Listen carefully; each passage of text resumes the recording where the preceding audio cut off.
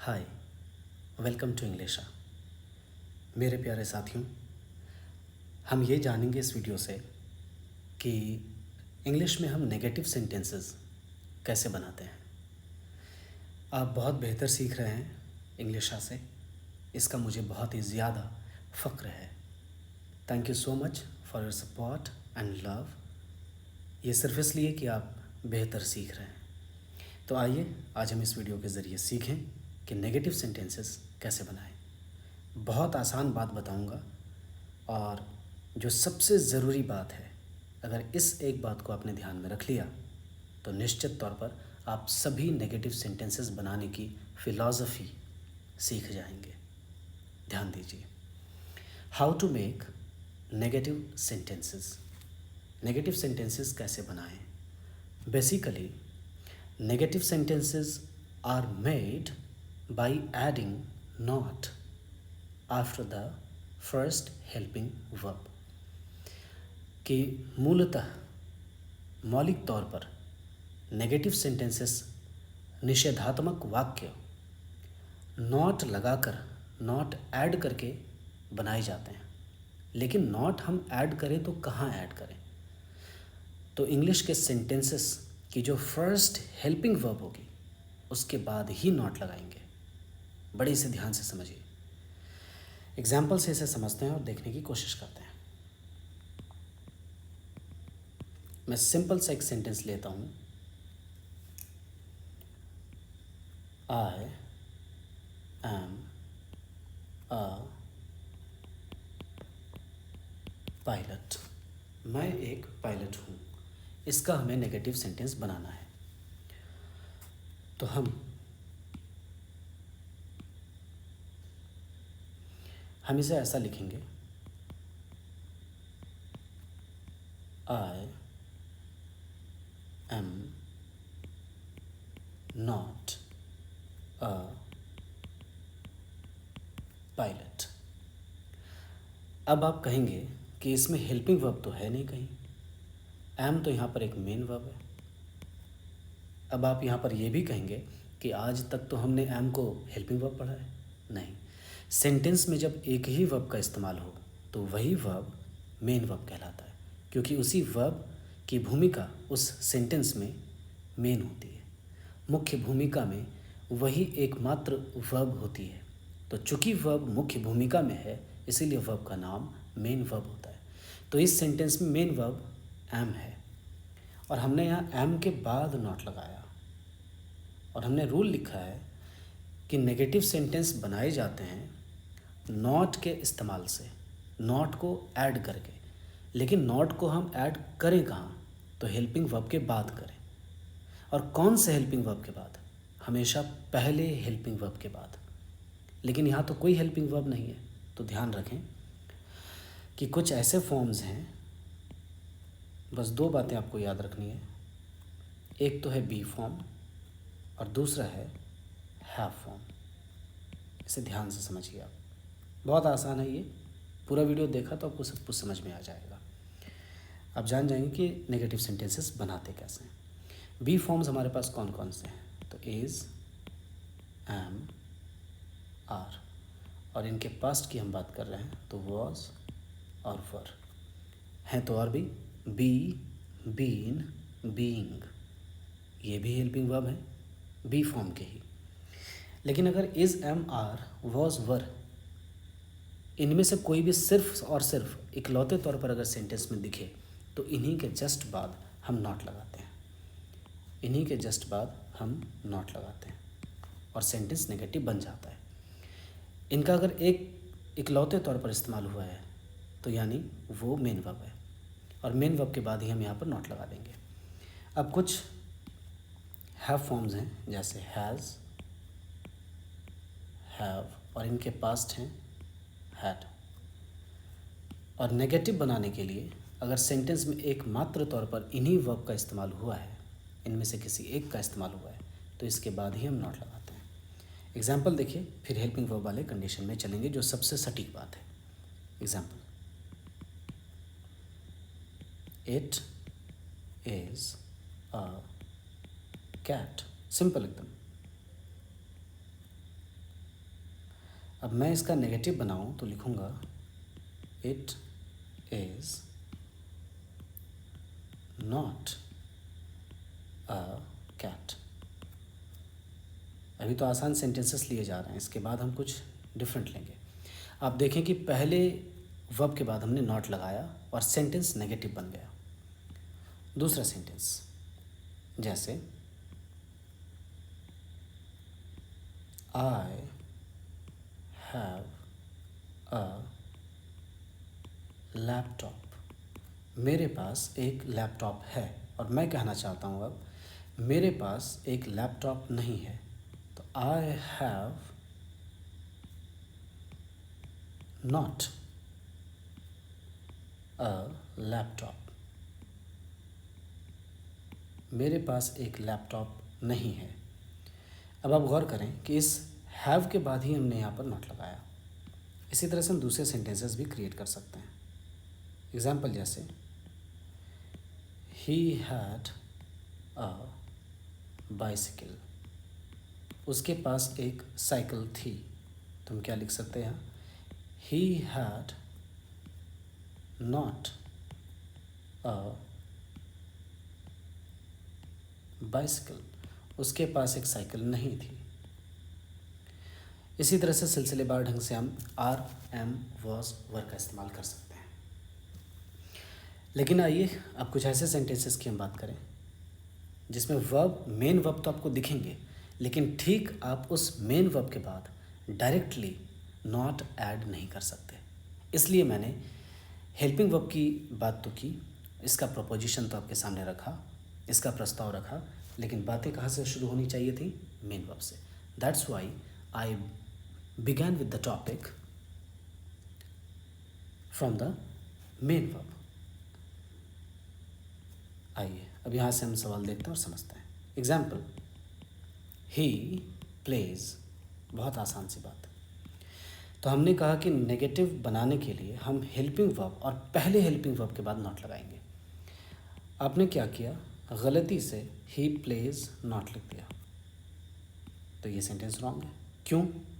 हमने भी कहा कि सेंटेंस में अगर एक ही वर्ब का इस्तेमाल हो तो वही वर्ब मेन वर्ब कहलाता है। और हमने यहाँ क्या किया गलती से कि हमने मेन वर्ब के बाद ही नॉट लगा दिया, इसीलिए ये सेंटेंस रॉन्ग हो गया। तो हम क्या करें? तो हमें ऐसा करना चाहिए कि हम ही लिखें और प्लेज मेन वर्ब है, तो इसके पहले हमें हेल्पिंग वर्ब लिखना चाहिए, लिखना पड़ेगा। तो अगर वर्ब में भी एस लगा रहे, ई एस लगा रहे, तो आपके हेल्पिंग वर्ब में भी ई एस आएगा, मतलब डज आएगा। वर्ब में अगर एस ई एस हम अपनी तरफ से लगाएं तो वो वर्ब V5 कहलाता है। जैसे गो का V5 क्या होगा? गोज होगा। ये V5 है और ये V1 है। V1 में ही एस या ई एस लगाकर हम V5 बनाते हैं। जैसे डू में ई एस लगाया तो डज बना। उसी तरह से हमने प्ले में एस लगाया तो बन गया प्लेज। और V5 जितने भी होते हैं वो सभी सिंगुलर होते हैं, नंबर में एक होते हैं, एक का सेंस देते हैं। और V1 जितने होते हैं वो प्लूरल होते हैं सेंस में। तो अभी देखिए, जैसा हेल्पिंग वर्ब या उल्टा कहें जैसा मेन वर्ब होगा वैसा ही हेल्पिंग वर्ब होगा। तो मेन वर्ब हमारा क्या है? अभी प्लेज है, सिंगुलर है। इसके साथ हेल्पिंग वर्ब भी क्या आएगा? इसको हेल्प करने वाली वर्ब भी किस नंबर में आएगी? सिंगुलर में आएगी। इसलिए हमने डज सिंगुलर में लिखा। तो अब लिखेंगे हम ही डज नॉट प्ले। अब आपने गौर किया होगा कि हमने ही प्लेज को चेंज किया, ही डज नॉट प्ले, क्योंकि हमने फिलॉसफी देखी कि हमें हेल्पिंग वर्ब हमेशा आगे मिलेगी, मेन वर्ब से पहले मिलेगी। तो यहाँ पर प्ले मेन वर्ब है, मैं बताता हूँ कि प्लेज क्यों नहीं लिखा, और ये डज हेल्पिंग वर्ब है। तो हमने ये बात की कि हमेशा हेल्पिंग वर्ब और पहले हेल्पिंग वर्ब के बाद ही हम जस्ट बाद नॉट लगाएंगे, और इतना करते ही सेंटेंस नेगेटिव बन जाता है। तो he does not play is the right sentence. क्योंकि हमने प्लेज के बाद जब नॉट लगाया तो रॉन्ग हो गया, क्योंकि हम मेन वर्ब को नॉट नहीं लगा सकते, एक्सेप्ट छोड़कर बी फॉर्म, हैव फॉर्म के फॉर्म्स को छोड़कर हम मेन फॉर्म के बाद नॉट डायरेक्टली नहीं लगा सकते। यानी हमें मेन वर्ब को देखते हुए क्या लिखना होगा? हेल्पिंग वर्ब लिखना होगा। और हेल्पिंग वर्ब जैसे लिखा जस्ट उसके बाद आप नॉट लिख दें। आइए और एग्जाम्पल से समझते हैं, लेकिन उससे पहले ये कि डू, डज और डिड, इन तीनों वर्ब के बाद हम हमेशा V1 का इस्तेमाल करते हैं। ठीक है, हम कभी भी V5, V2, V3, V4 इसका इस्तेमाल नहीं करेंगे। ये सबसे अहम बात है, इसे आप ध्यान में रखें। एग्जाम्पल देखते हैं, फिर समझ में बातें आएंगी। जैसे वी सिंग, एकदम छोटा, हम लोग गाते हैं। ठीक, तो हमने लिख दिया ऐसा, नेगेटिव बनाना है, और हमने मेन वर्ब का ही जस्ट बाद नॉट लिख दिया, तो ये रॉन्ग हो गया, क्योंकि मेन वर्ब के बाद हम नॉट नहीं लिखेंगे। तो इसको कैसे बनाएं? हमने देखा सिंग है मेन वर्ब, है, और ये है V1 में, तो V1 से पहले हमें हेल्पिंग वर्ब लिखना होगा, और हेल्पिंग वर्ब भी V1 में ही होना चाहिए, क्योंकि जैसा शरीर वैसी आत्मा, शरीर जिस नेचर का, आत्मा भी उसी नेचर की। तो समझें, आपकी do, does, did main verb के शरीर से निकली हुई आत्मा है। तो यहाँ पर शरीर V1 के नेचर पे है, तो इसकी हेल्पिंग वर्ब यानी इसकी आत्मा भी किस नेचर में निकलेगी? V1 के नेचर में। बेस्ट स्टोरी है, इससे आप याद रख सकते हैं। तो हमें यहाँ पर V1 क्या लिखना होगा? डू लिखना होगा। आप ध्यान रखें, डू V1 है, डज V5 है, और डिड V2 है। V1, V2, V5, do V1, did V2, does V5। तो हमने लिख दिया हेल्पिंग वर्ब यहाँ पर वी डू सिंग, हम लोग गाते तो हैं। अब इसमें हमें नॉट लिखना है, तो हम नॉट कहाँ लगाएंगे? हेल्पिंग वर्ब के बाद। और कौन से हेल्पिंग वर्ब के बाद? पहले हेल्पिंग वर्ब के बाद। तो यहाँ पर एक ही हेल्पिंग वर्ब है, डू, और यही पहला है, इसीलिए वी डू नॉट सिंग। अंतिम तरीका है इस बात को सीखने का, आप आसानी से समझ सकते हैं। दे वाटर द प्लांट्स, वे लोग पौधों को पानी देते हैं। यहाँ पर ध्यान रहे, वाटर नाउन की तरह इस्तेमाल नहीं हुआ है, बल्कि वर्ब की तरह इस्तेमाल हुआ है। और कैसे वर्ब की तरह? मेन वर्ब की तरह। तो हमें इसका नेगेटिव बनाना है। हम क्या कर सकते हैं? जिन्हें नहीं आता है, जो नहीं समझते बातों को, वो क्या करेंगे? दे वाटर नॉट द प्लांट्स। ऐसी स्टाइल जो कि मेन वर्ब के बाद नॉट लिखने की स्टाइल पोइट्री में देखी गई है, कविताओं में इस्तेमाल होती हैं ऐसी बातें। बड़े बड़े जो कवि हैं वो ऐसा इस्तेमाल करते रहे हैं पुराने समय में इंग्लिश में। तो इस तरह के इस्तेमाल को हम लोग कविता में कहते हैं कि पोइटिक लाइसेंस है ये। जैसे लाइसेंस मिलने से किसी चीज़ को इस्तेमाल करने के लिए हम फ्री हो जाते हैं, उसी तरह से कवियों के पास एक ऐसी आज़ादी होती है, काव्यात्मक आज़ादी होती है, काव्यात्मक स्वतंत्रता होती है, पोइटिक लाइसेंस होती है, जिसके ज़रिए वो नियम को नहीं भी मान सकते हैं और अपने ही नियम क्रिएट कर सकते हैं। तो मेन वर्ब के बाद नॉट, ये पोइटिक लाइसेंस के तौर पर हम पुराने लिटरेचर के पोर्शन, पोम्स वगैरह में देखते हैं, लेकिन फॉर्मल इंग्लिश में हम ऐसी बात नहीं करते। तो हमें क्या लिखना चाहिए यहाँ पर? दे वाटर है V1, तो हमने पहले यहाँ पर वाटर लिखा, वाटर V1, इससे पहले जो निकलेगा हेल्पिंग वर्ब वो भी होगा V1, तो V1 डू हो गया। They do water the plants, वे लोग पौधों को पानी देते तो हैं। अब मैं कह रहा हूँ कि वे लोग पौधों को पानी नहीं देते हैं, तो मैं यहाँ कहूँगा they do not water the plants. तो हमने डू हेल्पिंग वर्ब लिया, हेल्पिंग वर्ब के बाद नॉट लगाया, यानी सारे नेगेटिव सेंटेंसेस पहले हेल्पिंग वर्ब के बाद नॉट लगाने से ही बनते हैं। सीधी बात, बी फॉर्म और हैव फॉर्म की बात को छोड़कर, उनकी कंडीशन को छोड़कर। एग्जाम्पल देखिए, my friend helped me a lot, मेरे मित्र ने मेरी बहुत मदद की। अब यहाँ अगर हम ऐसा लिख दें, my friend helped not me a lot, तो ये बस एक हंसी की बात बन जाएगी आज के समय में। क्यों? हेल्प्ड है मेन वर्ब, और मेन वर्ब के बाद हम लिख रहे हैं यहाँ पर नॉट। मेन वर्ब के बाद कभी भी हम नॉट नहीं लगाएंगे, सेंटेंस रॉन्ग हो जाएगा। तो हमें क्या लिखना चाहिए यहाँ पर? तो हम लिखेंगे माई फ्रेंड हेल्प्ड, V1 कर देंगे तो हेल्प बनेगा, क्योंकि डू डज डिड हम लगाने जा रहे हैं और डू डज डिड के बाद V1 होता है। तो हेल्प्ड यहाँ पर V2 है, V2 का फॉर्म V1 क्या होगा, हेल्प होगा। और चूँकि हमारा मेन वर्ब V2 में रहा है, इसलिए हम यहाँ पर हेल्पिंग वर्ब भी V2 में ही लिखेंगे, दैट इज़ डिड। ये और हेल्पिंग वर्ब जब आ गया तो हम हेल्पिंग वर्ब के बाद ही यहाँ पर नॉट लगाएंगे। तो देखें आप, नेगेटिव बन गया। My friend did not help me a lot, मेरे मित्र ने मेरी बहुत ज़्यादा मदद नहीं की है। My friend did not help me a lot, did not help me a lot, ये स्टाइल होगी बोलने की। तो मेरा मानना है कि अभी आप समझ चुके होंगे। अब हम ऐसे सेंटेंसेस लेते हैं जिनमें कि 2 हेल्पिंग वर्ब्स हों कम से कम। जैसे एग्जांपल देखिए, I have been teaching you for 15 minutes. मान लेते हैं कि मैं आपको पिछले 15 मिनट से सिखा रहा हूँ।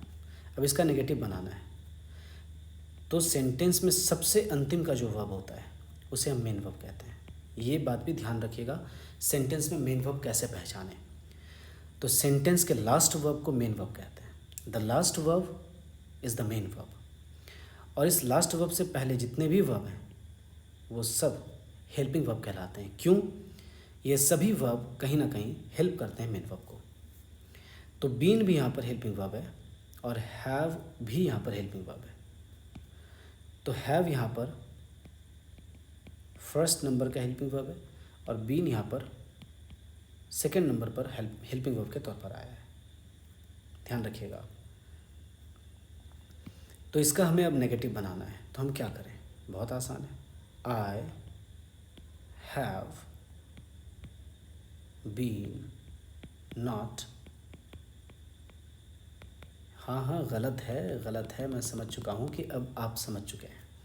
हमने क्या किया कि हमने सेकंड वाले हेल्पिंग वर्ब के बाद नॉट लगा दिया और ये सेंटेंस पूरा रॉन्ग हो गया। तो हमें क्या लिखना चाहिए था? हमें ऐसा लिखना चाहिए था, I have not been teaching you for 15 minutes. अब आगे बातें चलेंगे, फुल स्टॉप होगा and this sentence is right. Why? Because have यहाँ पर पहला हेल्पिंग वर्ब है और बीन यहाँ पर दूसरा हेल्पिंग वर्ब है और सबसे अंतिम में तो मेन वर्ब है ही। तो हमने भी बात की कि इंग्लिश के सेंटेंस को नेगेटिव में बनाने के लिए हम हमेशा हेल्पिंग वर्ब के बाद नॉट लगाते हैं, लेकिन यहाँ तो 2 हेल्पिंग वर्ब हो गए। अब कौन से हेल्पिंग वर्ब के बाद नॉट लगाएंगे भाई? तो इसीलिए ये रूल आया कि हम हमेशा पहले हेल्पिंग वर्ब के बाद नॉट लगाएंगे, क्योंकि अगर इतना सिर्फ बोला जाए कि हेल्पिंग वर्ब के बाद हम नॉट लगाते हैं तो बीन के बाद लगा दिया और हमने हश्र देखा कि गलत हुआ ये सेंटेंस। क्यों? क्योंकि ये सेकंड नंबर का हेल्पिंग वर्ब था। तो हमेशा ध्यान रखें आप, नॉट जब भी ऐड करें सेंटेंस में तो हमेशा पहले हेल्पिंग वर्ब के बाद नॉट ऐड करें। ये बात छोटी सी ज़रूर लगती है लेकिन बहुत इंपॉर्टेंट बात है। दूसरा सेंटेंस आप देखिए, जैसे she had been cooking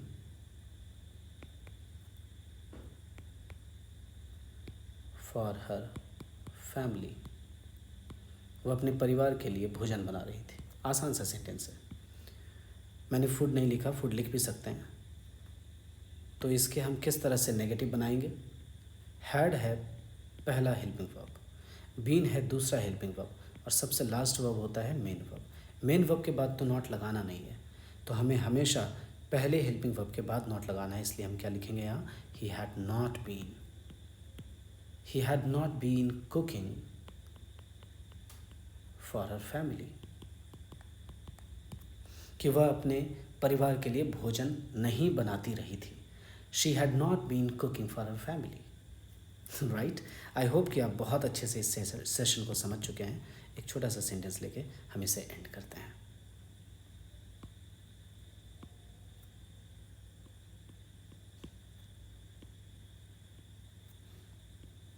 that's it, मान लेते हैं ऐसा लिखा गया। एक्चुअली यहाँ क्या लिखा गया है, यहाँ लिखा गया है दैट इज़ इट, और इसके हम सेंटेंस कैसे बना सकते हैं, नेगेटिव में, दैट इज़